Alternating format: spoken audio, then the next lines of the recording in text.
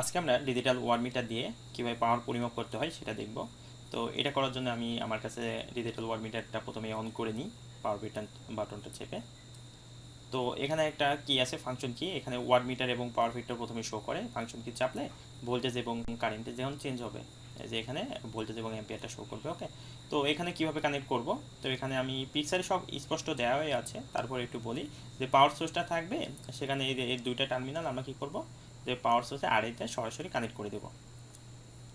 ওকে, যেটা থাকবে এটা আমরা পাওয়ার সোর্সের আড়াইতে সরাসরি একটা নিউট্রাল এবং একটা ফেজে কানেক্ট করে দেবো। তো এখানে থ্রি ফেজের লাইন, আমি একটা নিউট্রাল এবং এটা ফেজে কানেক্ট করে দিলাম। এখানে একটা নিউট্রাল এবং এটা ফেজে ডাইরেক্ট কানেক্ট করে দিলাম। কানেক্ট করার পরে আমাদের সোর্সে কানেক্ট করা শেষ। এখন আমরা ডাইরেক্ট লোডে কানেক্ট করব। এখানে এটা বাল্বের মাধ্যমে আসলে লোডটা বোঝাইছে। লোডে আড়াইতে দুইটা প্রান্ত কানেক্ট করে দিব। কানেক্ট করার পরে আমাদের কাজ শেষ।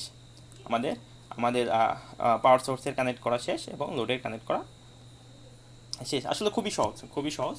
তো এখন আমি কি করব, এখন আমি যেটা করব সেটা হলো আমি এখন এই পাওয়ার সাপ্লাইটা দেবো। ওকে, পাওয়ার সাপ্লাইটা আমি দিয়ে দেব।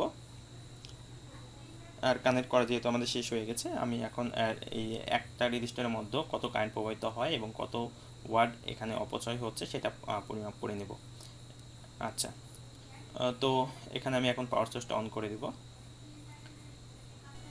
পাওয়ার অন করার সাথে সাথে আমরা এখন পাওয়ারটা অন করলাম, দেখলাম 143.5 ভোল্টেজ এবং 0.07 অ্যাম্পিয়ার কারেন্ট প্রবাহিত হচ্ছে এবং ওয়াট 10 ওয়াট অপচয় হচ্ছে এবং পাওয়ার ভেক্টর 1।